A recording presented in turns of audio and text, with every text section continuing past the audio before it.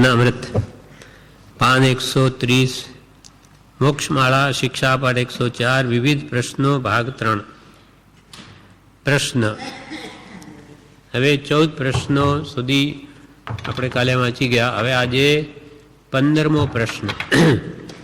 તે કૃપાલદેવ પૂછે છે કે કેવડી અને તીર્થંકર એ બંનેમાં ફેર શો? કેવડી અને તીર્થંકર એ બંનેમાં ફેર શો? કેમ કે બંને કેવળનાન પામેલા છે, તો બંનેમાં ફેર શો પડ્યો? ઉત્તર: કેવડી અને તીર્થંકર શક્તિમાં સમાન છે, પરંતુ તીર્થંકરે પૂર્વે તીર્થંકર નામ કર્મ ઉપાડ્યું છે, તેથી વિશેષમાં 12 ગુણ અને અનેક અતિશય પ્રાપ્ત કરે છે. કેવડી અને તીર્થંકર ભગવાનમાં ફેરશો તો કે કેવડી ભગવાન અને તીર્થંકર બંને ભગવાન શક્તિમાં તો સમાન છે. બંને કેવડી છે, કેવળનાન પામેલા, પરંતુ તીર્થંકર પૂર્વે તીર્થંકર નામ કર્મ બાંધ્યું હોય છે, તેને લઈને તેમને કેવળ જ્ઞાન પ્રગટે ત્યારે તીર્થંકર નામ કર્મનો ઉદય થાય છે. તેથી વિશેષમાં એમને 12 ગુણ, એટલે 12 ગુણ અને 4 અતિશય નહીં. તેથી વિશે 12 ગુણ એટલે શું? કયા કયા 12 ગુણ પ્રગટે? તો કે 4 અતિશય અને 8 પ્રાતિહાર્ય તેઓને પ્રાપ્ત થાય છે તીર્થંકર ભગવંતને. તીર્થંકર પણ કેવડી ભગવાન જ છે, પણ તીર્થંકર નામ કર્મ ઉપાડ્યું, તેથી અમુક ક્ષેત્રે ધર્મનો ઉદ્ધાર અથવા ધર્મતીર્થની સ્થાપના તેમના દ્વારા થાય છે. જ્યારે બીજા કેવડી ધર્મતીર્થની સ્થાપના કરેની, કેવડી તો બધા જ હોય, પણ તીર્થંકર તો એક ક્ષેત્રે એક જ હોય, એટલે તે ધર્મની સ્થાપના કરે, બીજા કોઈ કેવડી કરે નહીં. અને બીજા કેવડીઓ તો ઉપદેશ કરે અને ન પણ કરે, નક્કી નહીં. એમને જે એવો ઉદય હોય તો કોઈ જીવને કેવડી ભગવાન ઉપદેશ આપે, જ્યારે ભગવાન તીર્થંકરો તો આપે જ. કેમ કે એમને તીર્થંકર નામ કર્મનો ઉદય થયો છે. પૂર્વે તીર્થંકર સવી જીવ કરું શાસન રસી સી ભાવદયા મનુલસી, એટલે બધા જીવોને હું શાસનના રસિક બનાવી દઉં, એવી ઉત્કૃષ્ટ ભાવના જાગવાથી તીર્થંકર પ્રકૃતિનો એમને બંધ પડે છે. તે આ ભમો ઉદય આવે એટલે કેવળનાન થયા પછી ઉદય આવે એટલે જીવોને ઉપદેશ આપીને તારે છે. એ 12 જે પ્રાતિહાર્ય, એટલે રાજાની પાસે જેમ સેવક કેમ હોય, એમ ભગવાન તીર્થંકરોની સેવામાં હાજર હોય છે. એ 8 એમાંથી 8 પ્રાતિહાર્ય તો દેવકૃત છે, અને 4 અતિશય ભગવાનના પ્રભાવથી છે. એટલે તીર્થંકર નામ કર્મ ઉદય થવા તેમને 12 ગુણ અને 4 અતિશય, 12 ગુણ એટલે 4 અતિશય અને 8 પ્રાતિહાર્ય તેઓને પ્રાપ્ત થાય છે. એ દેવકૃત ભગવાનની ભક્તિ કરે છે. શું કરે? ભગવાન તીર્થંકર થઈ ગયા ત્યાર પછી એનું સંવત્સરણ પણ દેવો જ રચે, અને એમનું જેટલી ભગવાનની ઊંચાઈ હોય એના કરતાં 12 ગણું ઊંચું અશોક વૃક્ષ ભગવાનની ઉપર બનાવે દેવો. પછી પુષ્પવૃષ્ટિ કરે, અને દિવ્ય ધ્વનિ એટલે ભગવાનની વાણીમાં સૂર પૂરે, એટલે ભગવાન જે બોલે તેમાં દેવતા પણ સૂર પૂરે. દિવ્ય ધ્વનિ ભગવાનની 1 યોજન ગામીની વાણી હોય, એટલે 4 ગાઉ સુધી ભગવાનની વાણી સાંભળી શકે.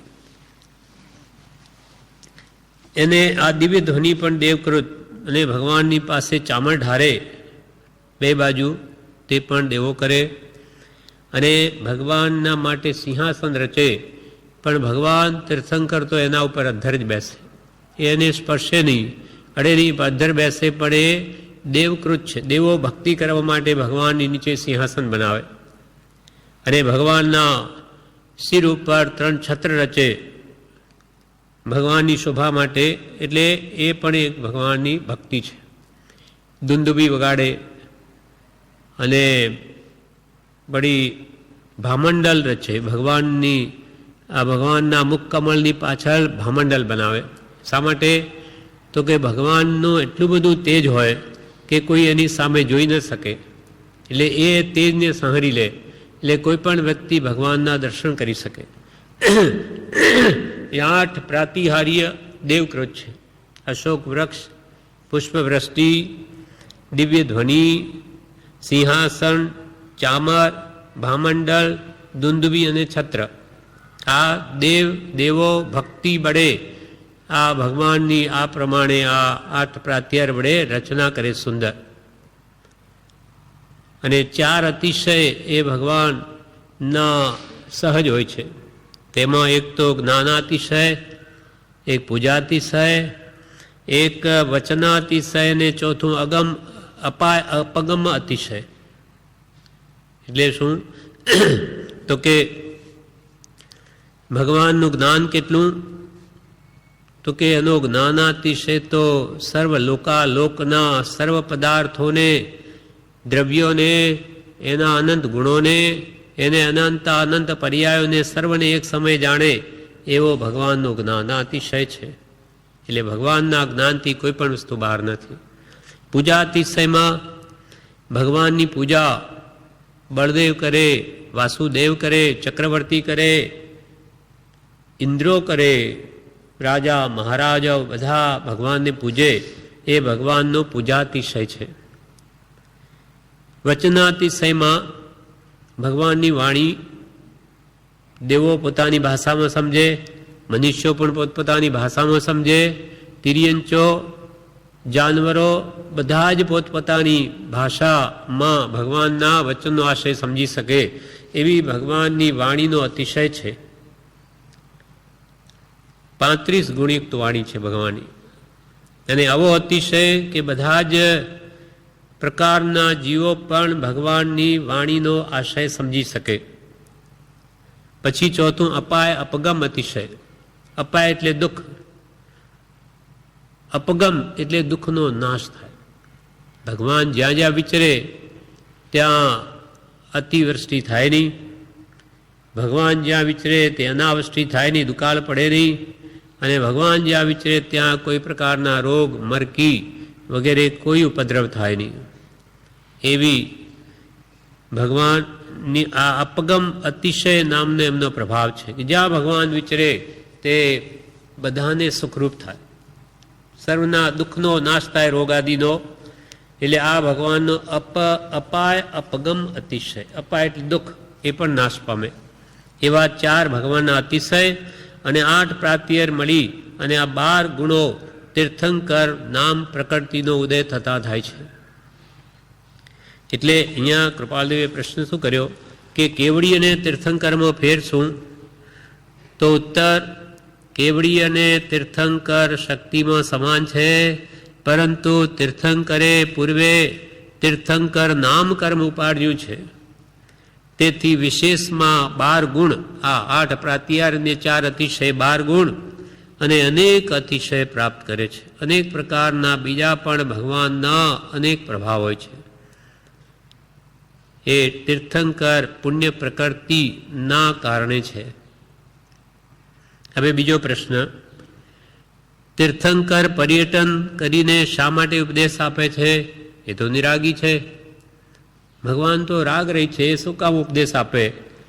તો શું એમના અંદર પણ કોઈને બોધ પમાડવાનો ભાવ છે, રાગ છે, શુભ રાગ છે? તો કે ના, ભગવાન તો કેવડી થઈ શક્યા, એમના અંદર કોઈ પ્રકારનો ભાવ જ નથી કે હવે હું આ ઉપદેશ આપું જેથી ઘણા જીવોનું કલ્યાણ થાય, એવો કોઈ ભાવ નથી. માત્ર ઉદયાધીન એમની વાણીના પૂદગલો ખરે છે. કેમ કે પૂર્વે સર્વજીવોને તારવાનો ભાવ કરેલો એ પુણ્ય હવે ઉદયમાં આવ્યું, એટલે સહજ રીતે એમની વાણી ખરે છે. એમને કોઈને તે વખતે પણ ઉપદેશ આપવાનો ભાવ નથી. એવો ભાવ એ શુભ રાગ થઈ ગયો, અને રાગ દ્વેષનો તો સર્વથા ભગવાનને નાશ છે. એટલે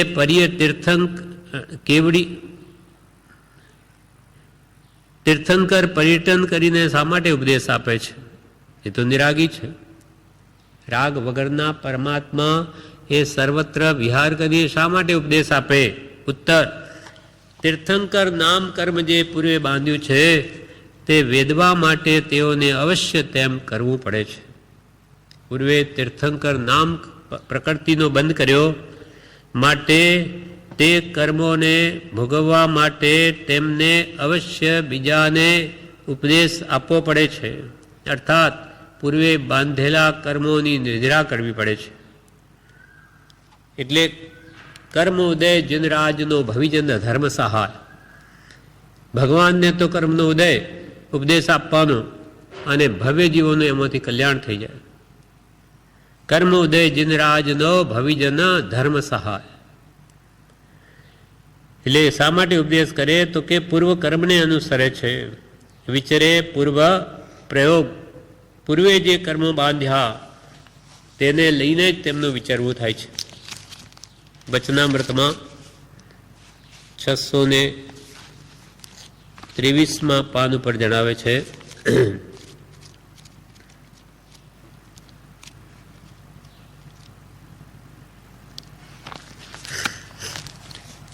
આત્મજ્ઞાન સમદર્શિતા વિચરે ઉદય પ્રયોગ અપૂર્વવાણી પરમશ્રુત સદગુરુ લક્ષણ યોગ્ય.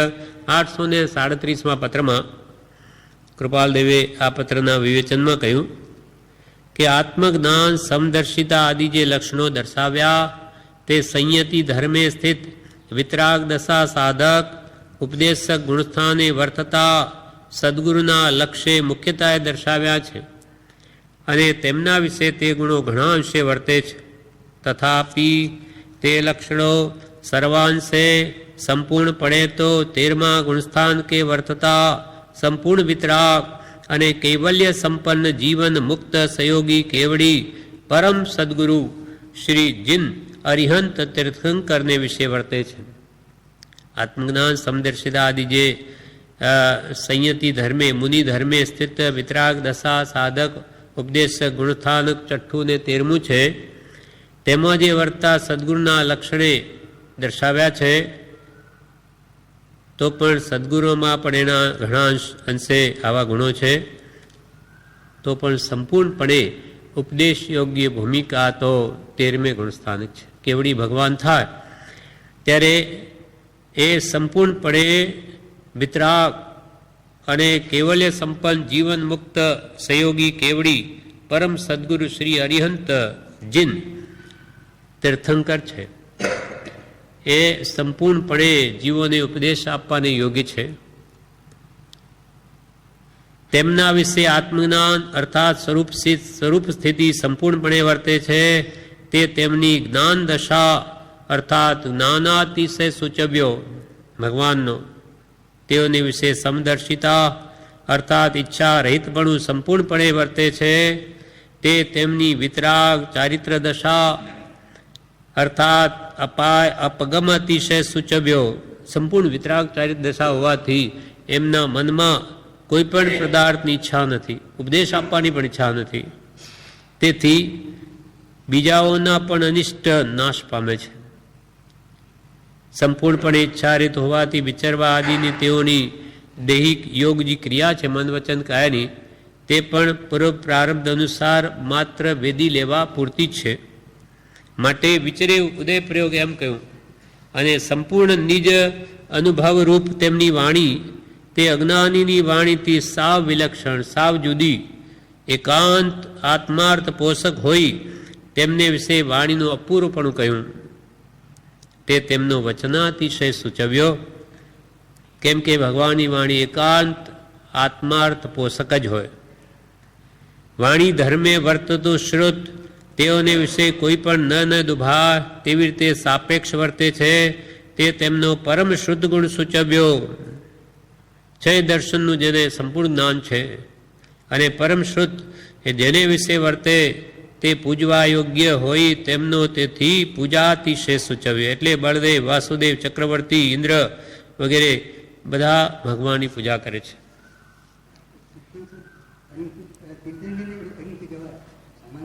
ના સામાન્ય કેવલને અરિંદ કહેવાય. જોકે એ પણ કેવડી જ છે, એમને પણ અરી એટલે શત્રુઓ, કર્મરૂપી શત્રુઓને તો એમને હણ્યા છે, ઘાતી કર્મો, પણ કહેવાય અરિહંત તીર્થંકરને જ કહેવાય. અને બીજું દિગંબરમાં અરહત કહેવાય. અરહત એટલે પૂજ્ય. પૂજ્ય તો બધા જ થઈ ગયા, કેવડી કે, પણ આનું નામ સ્પેશિયલ વિશેષ એક અસાધારણ રૂપે આ તીર્થંકરોને જ અરિહંત કહેવાય, જે પોતે ઘણા જીવોને તારીને મોક્ષે જાય. પોતે કેવડી પણ મોક્ષે જાય, પણ આ તો ઘણાને તારી જાય. એવો પૂર્વે જે બંધ પાડ્યો છે, એટલે એના માટે એમને કર્મ ભોગવવું જ પડે, ઉપદેશ આપવો જ પડે. જોકે એમને માટે સહજ છે, એ કંઈ કરતા ભાવ નથી, પણ ઉદ્યાધીન બધું થયા કરે છે. 24 જ હોય, તીર્થંકર 25 ના હોય. દરેક 24 જે એક અવસરપીણી કાળ આવે ત્યારે 24, ઉત્સરપીણીમાં પણ 24.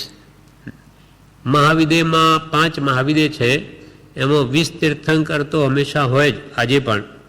અને ઉત્કૃષ્ટતા સર્વ ક્ષેત્રોમાં 15 ક્ષેત્રોમાં 170 હોઈ શકે, વધારેમાં વધારે. 5 વાર મહાવિદેય, એક મહાવિદેયમાં 32 વિભાગ છે. જેમાં આપણે હિન્દુસ્તાનના ગુજરાત, સૌરાષ્ટ્ર, મહારાષ્ટ્ર વગેરે એમ 32 વિજય છે એક મહાવિદેયમાં, એક મહાવિદેયમાં. એટલે 5 મહાવિદેયના 160 આવા વિભાગ થયા. એટલે હમણાં તો 8 વિભાગમાં એક તીર્થંકર વિચરે, અને એવો સમય કોઈ અનંત કાળે આવે ત્યારે દરેક વિજયમાં એક તીર્થંકર હોય.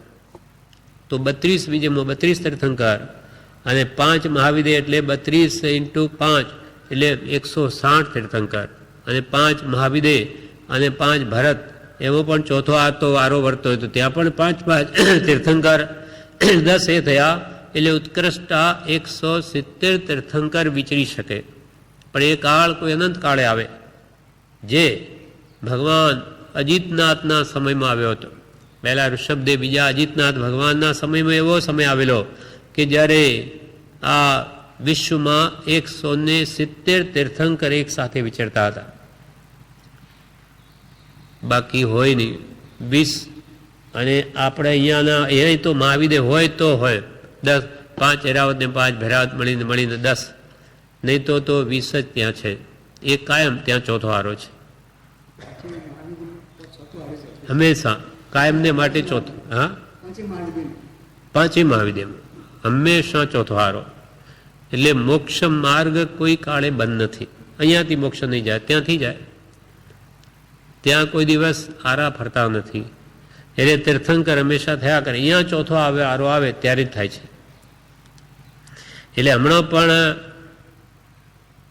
જેને મોક્ષે જવાનો સમય આવી ગયો તો એ મહાવિદેયમાં જઈને આજે પણ જાય છે. ક્યાંથી જઈ શકે મોક્ષે? ત્યાંથી મોક્ષે પણ જઈ શકે.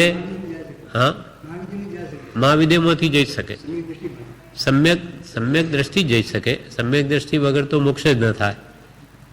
સમ્યક દર્શન વગર તો કોઈનો મોક્ષ થાય જ નહીં. ક્ષાયિકવાળા હો કે સામાન્ય સમ્યક દ્રષ્ટિ હો, પણ એ ત્યાં કેવળ જ્ઞાન પ્રગટાવીને જઈ શકે. સમકીદી હોય ને એ કેવળ જ્ઞાન પ્રગટાવે, કેવળ જ્ઞાન થઈ જ મોક્ષ થાય. કેવળ જ્ઞાન વગર તો કોઈનો મોક્ષ થાય નહીં. હા, કેવળ જ્ઞાન છે નહીં એટલે ક્ષાયિક દશા પામી શકે છે. જવાય, કેમ ને જવાય. પણ મોટે ભાગે એવું છે કે વ્રતિની દેવગતિ થાય. એવું શાસ્ત્રમાં કહ્યું કે જે વ્રતિ હોય એને દેવગતિ થાય.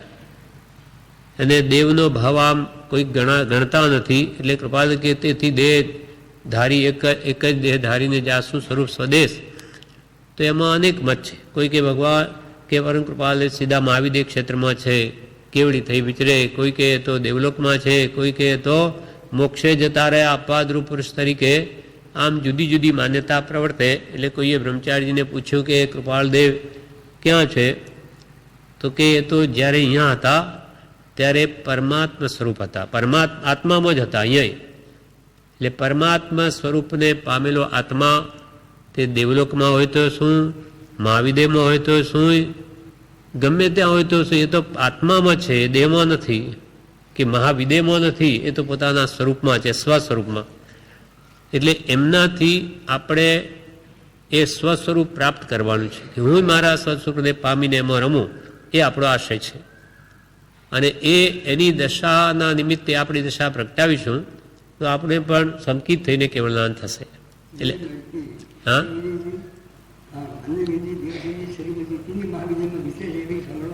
એ બધું હોઈ શકે, એ બધી અસલ તો ભગવાન જાણે, પણ એ જ્ઞાની પુરુષો જ્યાં હોય ત્યાં આપણે શું ફરક પડે, એ તો આત્મ સ્વરૂપમાં છે એમ આપણે જોવાનું.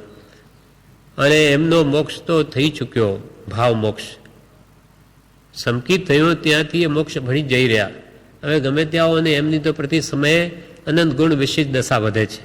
એટલે આપણે હવે શું જોવાનું કે એમના નિમિત્તે આપણી દશા વધારવી તો આપણું કલ્યાણ થાય. હવે કૃપાલદેવ ત્રીજો પ્રશ્ન પૂછે, તીર્થંકર પર્યટન કરીને શા માટે ઉપદેશ આપે છે? એ તો નિરાગી છે. ઉત્તર, તીર્થંકર નામ કર્મ જે પૂર્વે બાંધ્યું છે તે વેદવા માટે તેઓને અવશ્ય તેમ કરવું પડે છે. નામ પ્રકૃતિ બાંધી લીધી પુણ્ય માટે ભોગવવા માટે એમને અવશ્ય ઉપદેશ આપવો પડે છે, જે એમના માટે સહજ છે. હવે પ્રશ્ન, હમણાં પ્રવર્તે છે તે શાસન કોનું છે? હમણાં જે વર્તમાન શાસન કોનું છે, કયા ભગવાનનું? ઉત્તર, શ્રવણ ભગવાન મહાવીરનું. મહાવીર ભગવાનનું હમણાં શાસન પ્રવર્તે એમ કહેવાય, અંતિમ તીર્થંકર. અને મહાવીર પહેલાં જૈન દર્શન હતું કે ભગવાન મહાવીરે આ ધર્મ પ્રવર્તાવ્યો તેના પહેલાં જૈન ધર્મ હતો? તો ઉત્તર, હા હતો. પ્રશ્ન, તે કોણે ઉત્પન્ન કર્યો હતો? પહેલાં કોણે શાસન પ્રવર્તાવ્યું હતું?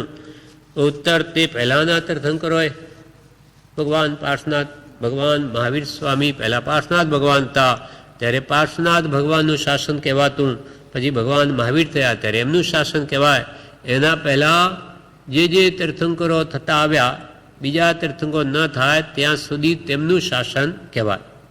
ઋષભદેવ ભગવાને શાસન પ્રવર્તાવ્યું, પણ જ્યાં સુધી બીજા ભગવાન અજીતનાથ ન આવે ત્યાં સુધી એમનું શાસન કહેવાય.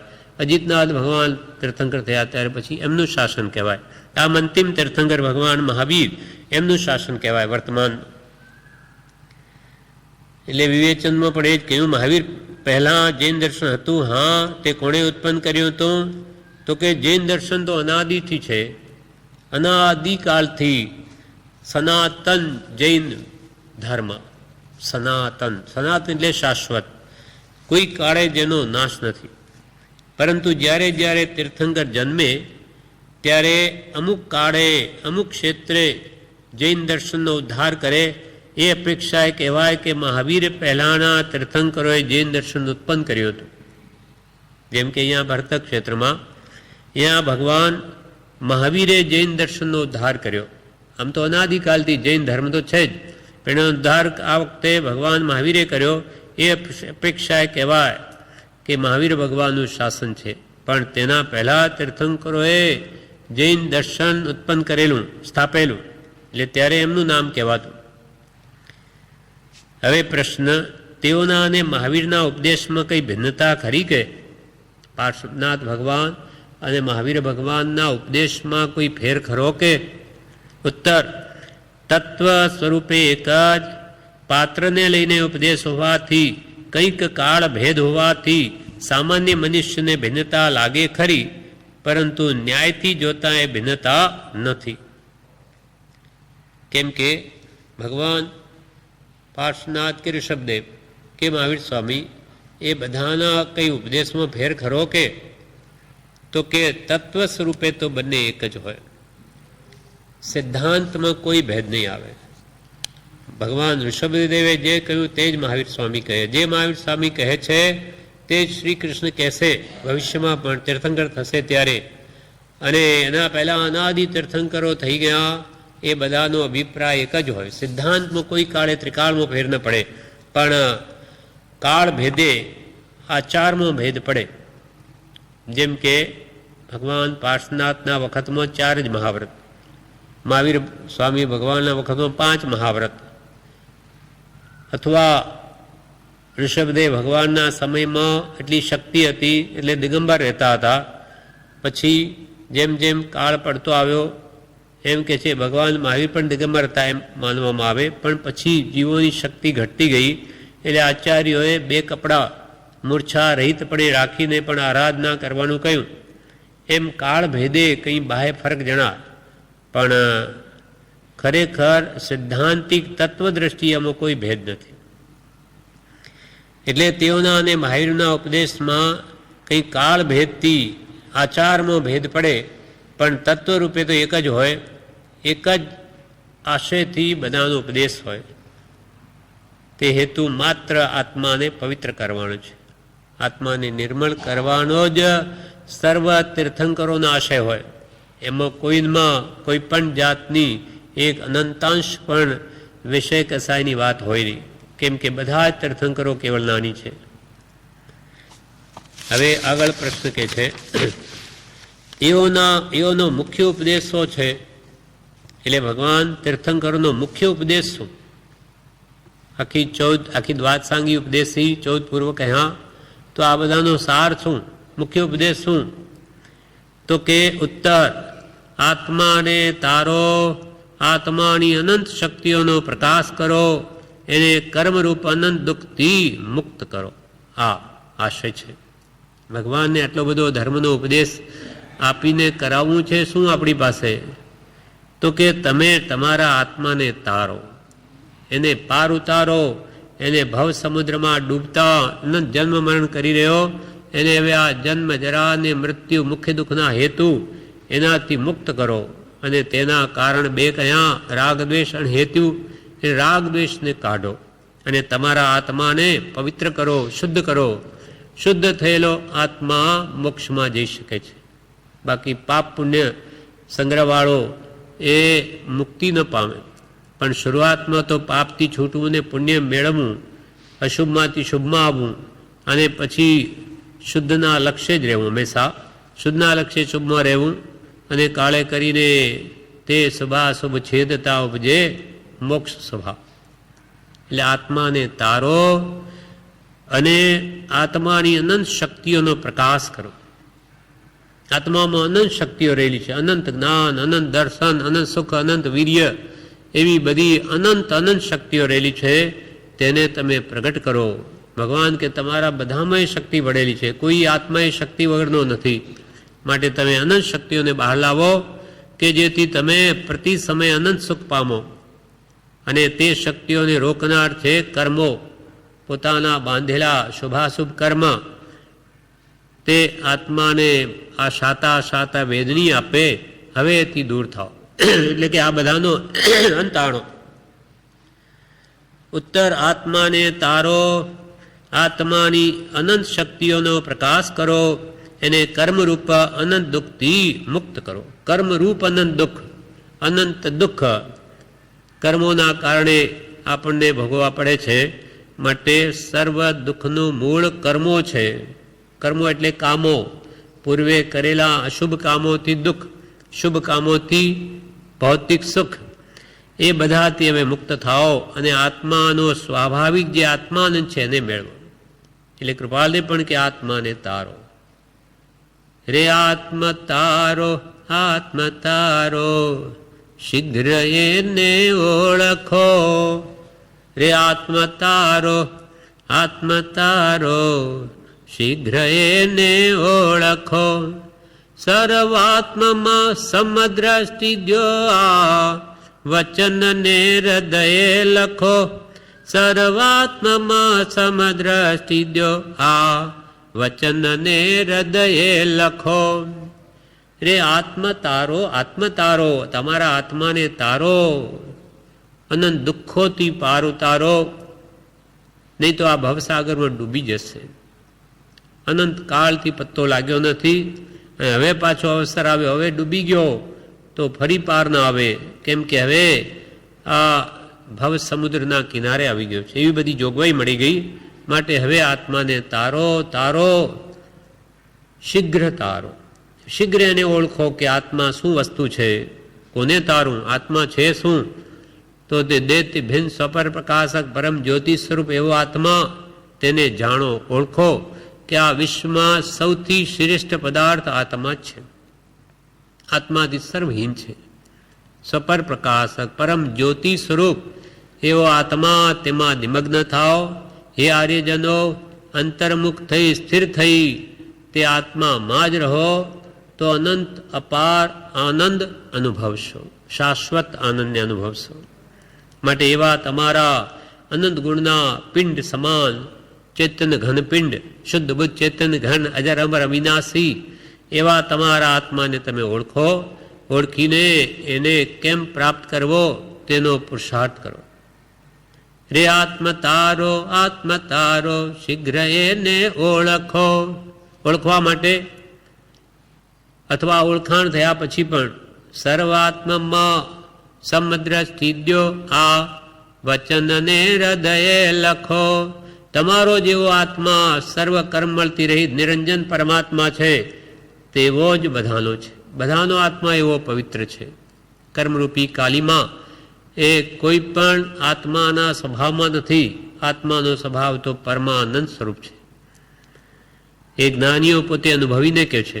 માટે કે તમે પણ તમારા પરમાનંદને મેળવો કે પછી તમારે કોઈ સુખ માટે ક્યાંય ફાંફા મારવાની જરૂર નથી. તમારા અંદરમાં જ અત્યંત આનંદનો ઝરો ફૂટશે કે ત્યાં જ આનંદ સુખ ભાસશે. એટલે સર્વ તીર્થંકરોનો ઉપદેશો. પ્રશ્ન ઉત્તર. આત્માને તારો, આત્માની અનંત શક્તિઓનો પ્રકાશ કરો અને કર્મરૂપ અનંત દુઃખથી અને મુક્ત કરો. એટલે કે એને કર્મ ક્લેશથી છોડાવો અને આત્માની અનંત શક્તિઓનો પ્રકાશ કરો. આત્માના ઉપર જે જ્ઞાનાવણીય, દર્શનાવણીય, અંતરાય, મોહનીય, વેદનીય, નામ, ગોત્ર અને આયુષ એ 8 કર્મોના આવરણ છે. માટે એને હવે હટાવો, દૂર કરો તો તમારી અનંત સુખમય દશા બહાર આવે.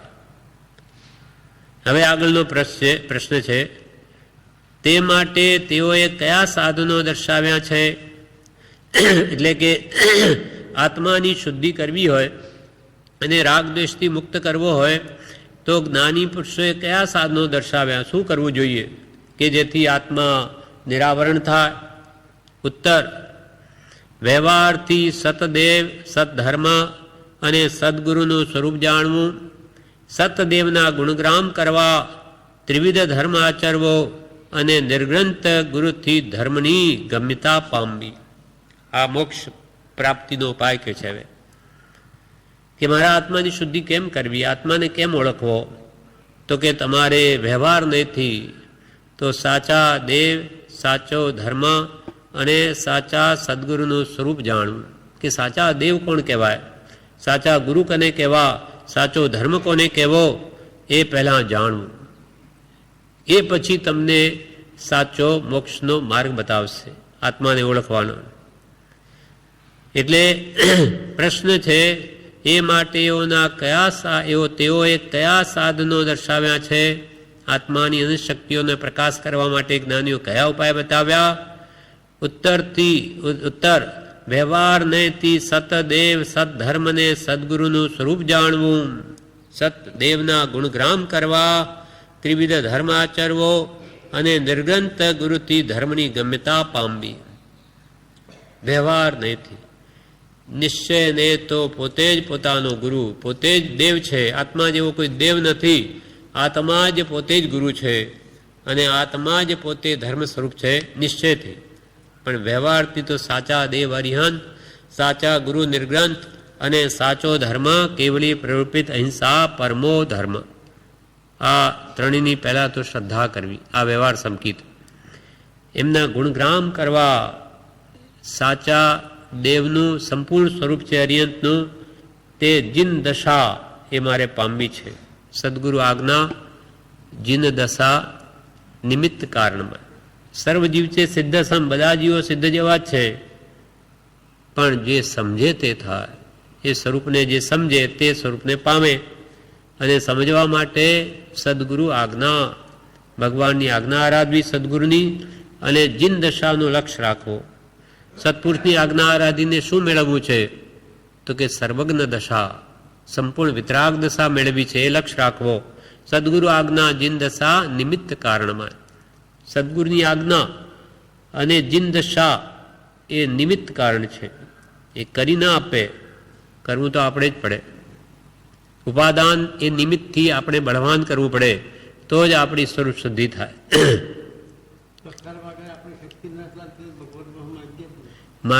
માગીએ શા માટે કે એને પુરુષાર્થ બળ વધે, પણ ભગવાન કંઈ આપતા નથી. પણ આ જીવને જો પોતે થોડુંક બી કરે ને એનો અહંકાર આવી જાય છે કે મેં કેવું કર્યું, હું બધું કરી શકું. હા, ભિખારીને આપણે આપીએ પણ ભગવાન તો કર્મ રહિત છે. એને જ્યાં રાગી નથી, દ્વેષે નથી, એ શું આપે? ભગવાને આપવું હતું તો આપી દીધું. આ ભગવાનનો ઉદય હતો કર્મનો, કર્મ ઉદય જિનરાજનો ભવિજન ધર્મ સહાય. આ ઉપદેશ આપ્યો આપણને, એમને કર્મનો ઉદય હતો ત્યારે. બાકી આમ નામ જો આપી શકતા હોય તો એ બધા જીવોને ક્યારને મોક્ષે લઈ ગયા હોત. આજે આપણને આ રહેવાય નહીં દીધા હોત. દરેક તીર્થંકરને સવી જીવ કરું શાસન રસી, જો તારી શકે એમ હોય તો આજ દિવસ સુધી રાખે કોઈ તીર્થંકર આપણને અહીંયા? ધકેલીને બધાને લઈ જાય, ચાલો. પણ આ માર્ગ એવો નથી કે મારી કૂટીને સમજાવી શકાય, અંદર ઉતરે નહીં, વાત જ ન બેસે તો જ્ઞાની શું કરે? આ તો અંતરંગ માર્ગ છે. આ કંઈ બહારનો રસ્તો નથી કે એને પકડીને જેલમાં ઘાલીને પૂરી કોઈ પાંજરામાં લઈ જાય, એવું નથી. સમજવું પડે, રાગદ્વેષ પોતાના કાઢવા પડે, તે પામે.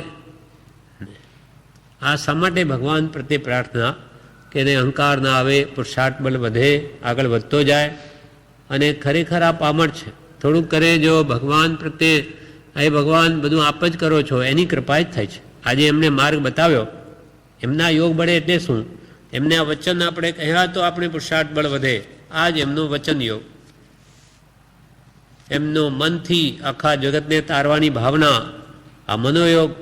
કાયાથી પણ એમને અનેક જીવોની જે અવસ્થાઓ બતાવી, ધ્યાન અવસ્થા કે સેવા પૂજા વગેરે, એ બધું કાયયોગથી પણ આપણને બતાવ્યું. એમ સેવા કરો, મનોયોગ એવી રીતે વાપરો, વચન યોગ એમ વાપરો. એ સત્પુરુષોનું યોગ બળ જગતનું કલ્યાણ કરો, તે આવી રીતે. બાકી કંઈ એ આપી દે બધું, આપણે કંઈ ન કરીએ તો કંઈ ન મળે. એટલે કે એ કહે એમ કરો તો બધું પ્રાપ્ત થશે. એટલે વ્યવહાર નૈતિ સદદેવ, સદધર્મને સદગુરુનું સ્વરૂપ જાણવું, સદદેવના ગુણગ્રામ કરવા, ત્રિવિધ ધર્મ આચરવો અને નિર્ગ્રંથ ગુરુની ધર્મની ગમ્યતા પાવવી. સાચા દેવના તો ગુણગ્રામ કરવા અને રત્નત્રય રૂપ ત્રિવિધ ધર્મ, સમ્યક દર્શન, જ્ઞાન, ચારિત્રાણી, મોક્ષ માર્ગ, એની આરાધના કરવી અને નિર્ગ્રંથ ગુરુથી ધર્મની ગમ્યતા પામવી. એ ધર્મ સમજવો કોની પાસેથી? તો કે નિર્ગ્રંથ ગુરુ, જેની મોહરૂપી ગ્રંથિ ગઈ, એટલે કે સમ્યક દ્રષ્ટિ થયા, મિથ્યાત્વની ગાંઠ ગળી ગઈ, એવા આત્મજ્ઞાની દ્વારા જ ધર્મની સમજ મેળવી, અજ્ઞાની ગુરુથી નહીં. અને નિર્ગ્રંથ ગુરુથી ધર્મની ગમ્યતા પામવી, એટલે કે સાચા દેવગુરુ ધર્મને ઓળખવા, તેમનું શરણ લેવું, સદગુરુ પાસેથી ધર્મનું જ્ઞાન મેળવવું. અગમ અગોચર માર્ગ છે આ. એટલે એ સદગુરુ વગર એનો પત્તો નહીં ખાય.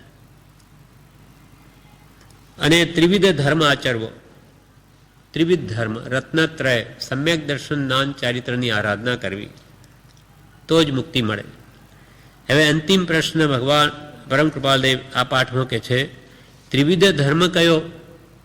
ઉત્તર, સમ્યક જ્ઞાન રૂપ, સમ્યક દર્શન રૂપ અને સમ્યક ચારિત્ર રૂપ.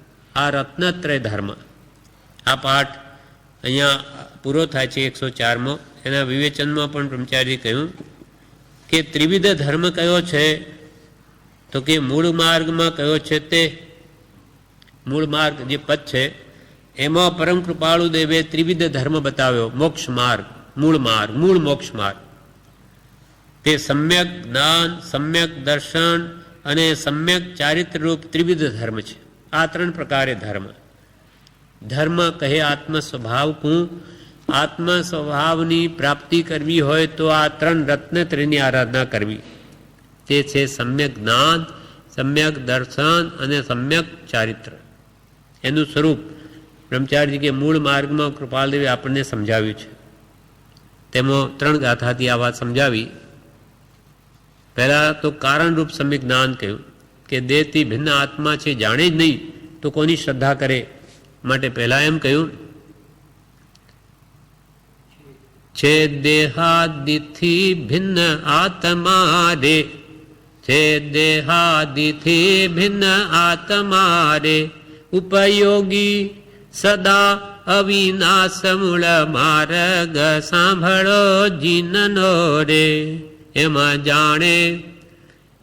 જાણે સદગુરુ ઉપદેશથી રે, કયું જ્ઞાન તેનું નામ ખાસ મૂળ માર્ગ સાંભળો જીનનો રે. મૂળ માર્ગ ભગવાન મહાવીરે ઉપદેશ્યો, મૂળ માર્ગ સાંભળો જીનનો. શું કહ્યું ભગવાને? તો કે મૂળ માર્ગ સાંભળો જીનનો રે, અને છે દેહાથી ભિન્ન આત્મા. તમારો આત્મા દેહથી ભિન્ન છે. જેમ અસીને મ્યાન છે, મ્યાનને જેમ તલવાર જુદી કે પ્રગટ લક્ષણે જે ભાનમાં આવે, એવો આત્મા જ્ઞાન દર્શન વાળો આ દેહથી સાવ જુદો છે દેહાદિથી ભિન્ન આત્મા. ઉપયોગી, જ્ઞાન ઉપયોગ ને દર્શન ઉપયોગ વાળો. જ્ઞાન જાણવું ને દેખવું એ આત્માનું લક્ષણ. અને સદા વિનાશ, એનો કોઈ કાળે નાશ નહીં. ત્રણેય કાળમાં આત્મા મોહ નથી, મરતો નથી, મરશે નહીં. ત્રણેય કાળ આત્માનું અસ્તિત્વ છે, પણ આપણને એ ખબર નથી. માટે એમ જાણે સદગુરુ ઉપદેશથી. મને ખબર નથી, પણ આ મારા સદગુરુ, એ પરમ સદગુરુ ભગવાન તીર્થંકરો, પરમ કૃપાલુ સદગુરુ એ જાણે છે. દેહથી ભિન્ન આત્મા કેવો છે એમને ખબર છે. માટે જેવો જ્ઞાની ભગવંતે જાણ્યો, જેવો અનુભવ્યો તેવો જ મારો આત્મા છે એમ કે માન્ય કરો. એમ જાણે સદગુરુ ઉપદેશથી રે, કયું જ્ઞાન તેનું નામ ખાસ. આ ખાસ જ્ઞાન આ છે. બધું 14 પૂરો ભણે પણ આ મૂળભૂત જ્ઞાન પોતાના સ્વરૂપને ઓળખે જ નહીં તો બધું ભોગ.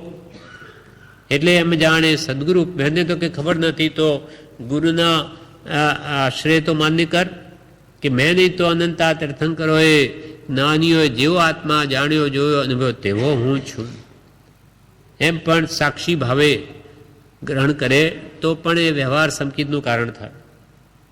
અને પછી આ કારણરૂપ જ્ઞાન આવ્યા પછી એને કારણરૂપ સમ્યક દર્શનની પ્રાપ્તિ થાય, શ્રદ્ધા થાય. એટલે કૃપાલદેવ પછી બીજી ગાથામાં કહ્યું, જે જ્ઞાને કરીને જાણ્યું રે, જે જ્ઞાને કરીને જાણ્યું કે દેહથી ભિન્ન આત્મા છે, જે જ્ઞાને કરીને જાણ્યું રે, તેની વર્તે છે શુદ્ધ પ્રતીત મૂળ માર્ગ સાંભળો જીનનો રે. કયું ભગવંતે દર્શન તે હને રે, જેનું બીજું નામ સમકીત મૂળ માર્ગ સાંભળો જીનનો રે. જેમ જે જ્ઞાને કરીને જાણ્યું કે દેહથી ભિન્ન મારો આત્મા છે, તેની વર્તે છે શુદ્ધ પ્રતીત, કે એમ જ છે, વર્તે છે શુદ્ધ પ્રતીત. કયું ભગવંતે દર્શન તેને ભગવાને સમ્યક દર્શન કહ્યું. જો સાચી શ્રદ્ધા અંતરથી છે તો વ્યવહાર સંકિત અને આત્મા અનુભવ થઈ ગયો તો નિશ્ચય સંકિત. કયું ભગવંતે દર્શન તેને, જેનું બીજું નામ સંકિત. હવે આગળ ચારિત્ર દશા કે સમ્યક ચારિત્રનું સ્વરૂપ બતાવે કે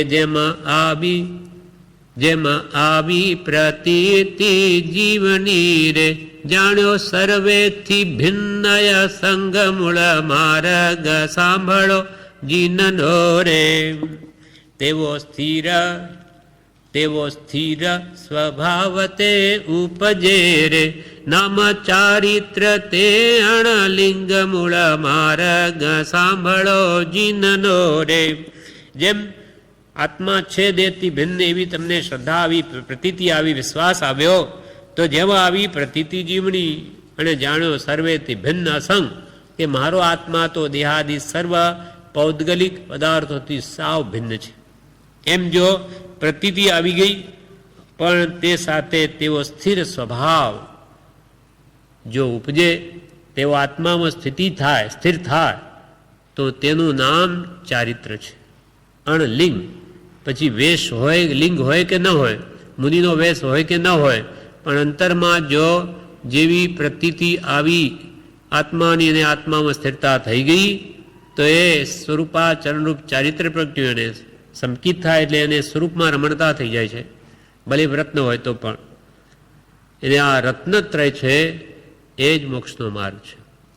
દેહથી ભિન્ન આત્મા સ્વરૂપ જાણવું, જાણવા પછી શ્રદ્ધવું, શ્રદ્ધા પછી તેમાં રમણતા કરવી, અંતરાત્મા બહિરાત્માથી અંતરાત્મા થવું, પરમાત્માનું પછી ધ્યાન કરવું તો પોતે જ પરમાત્મા થઈ જાય છે. અને તે ત્રણે અભેદ પરિણામથી રે જ્યારે વર્તે તે આત્મા રૂપ મૂળ માર્ગ સાંભળો જીનનો રે, તે માર્ગ જીનનો પામ્યો રે, કિંબા પામ્યો તે નિજ સ્વરૂપ મૂળ માર્ગ સાંભળો જીનનો રે. તે ત્રણેય અભેદ પરિણામથી, એટલે ખાલી જાણે પણ શ્રદ્ધેની કામ ના આવે, જાણે શ્રદ્ધે પણ તે પ્રમાણે કરે નહીં તોય કામ ના આવે. તે ત્રણેય અભેદ પરિણામથી, જાણે શ્રદ્ધે તે પ્રમાણે વર્તે અભેદ થયો કહેવાય. તે ત્રણેય અભેદ પરિણામ એટલે ભાવથી જ્યારે વર્તે તે આત્મા રૂપ, તે પોતે આત્મ સ્વરૂપમાં વર્તે તે માર્ગ જીનનો પામ્યો. ત્યારે ભગવાન જીનેશ્વરનો માર્ગ પામ્યો અથવા કિંબા પામ્યો તે નિજ સ્વરૂપ કા પોતાના શુદ્ધ સ્વરૂપને જ પામ્યો. આ ભગવાન વિતરાગોનો કહેલો મૂળ માર્ગ છે. એટલે અહીંયા બ્રહ્મચારી કે ત્રિવિધ ધર્મ કયો તો મૂળ માર્ગમાં કયો છે તે સમ્યક જ્ઞાન, સમ્યક દર્શન ને સમ્યક ચારિત્રરૂપ આ ત્રિવિધ ધર્મ છે. આ પ્રમાણે આ પાઠ 104 પણ પૂરો થયો. એમાં 23 પ્રશ્નો કૃપાલદેવે પૂછ્યા અને એના ઉત્તર અપાયા. હવે ચોથો પાઠ, એમાં 24મા પ્રશ્નથી લગાવીને 28 પ્રશ્નો સુધી જવાબ આપશે, જે આપણે આવતીકાલ લઈશું.